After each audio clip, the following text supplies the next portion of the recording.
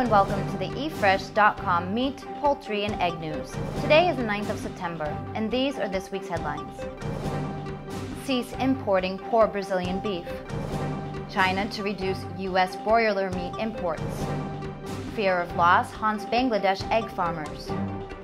Meat firm on 24-hour shift. Koreans value origin of beef.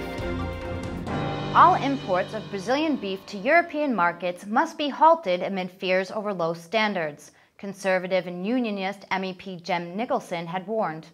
Of 12 Brazilian farms inspected by the EU's Food and Veterinary Office for its latest report, 6 were found not to have met the standards required by the EU, he said. The MEP said it was unbelievable that the European Commission should refer to what, as he described, as a lack of tagging, incorrect paperwork, and non-existent movement controls as minor deficiencies, pointing out that any Northern Ireland farmer who operated in such a way would be called to court immediately and face serious consequences. His remarks came as the Commission updated MEPs on Brazilian beef imports following the FVO's latest inspection trip to the South American country. The Chinese government is considering whether to launch trade remedy measures against imports of broiler meat from the United States, the China Animal Agriculture Association said. The association, representing 20 large-scale broiler meat companies whose annual output accounts for more than 50% of the total, is worried about losing market shares to the U.S.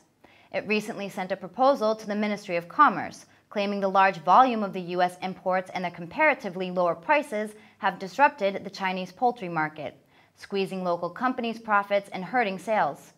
The proposal, if enacted, will be the first trade remedy deal that China has launched in the agriculture industry and will seriously reduce the U.S. broiler exports.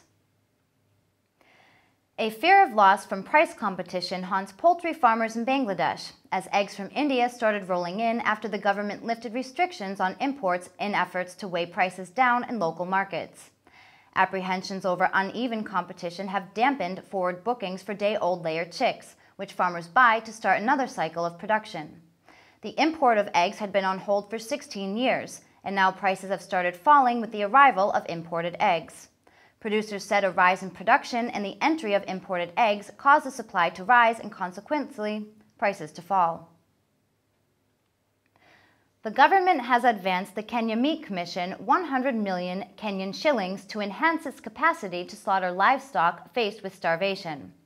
As a result, the meat processor is currently operating on a 24-hour shift, slaughtering an average of 800 cows, says Livestock Development Minister Mohammed Kuti. Frequent machine breakdowns and electricity rationing, which have in the past hampered the firm's efforts to slaughter animals brought in by pastoralists, have been addressed. The minister said the 98 million Kenyan shilling given to the state firm has enabled it to fix its aging machines. The minister quoted, "We now have a fully operational KMC. The few hitches it was facing have been fixed and can now operate 24 hours each day."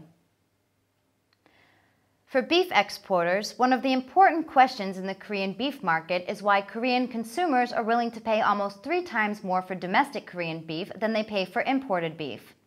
To answer this question, researchers of the Konkuk University surveyed 1,000 shoppers in Seoul and conducted a conjoint analysis on consumers' willingness to pay.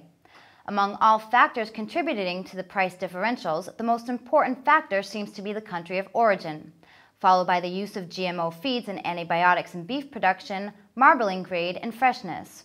This study finds that Korean consumers value origins of imported beef approximately $14 per pound less than the Korean origin. Thank you for watching the eFresh.com Meat, Poultry and Egg News. See you next time.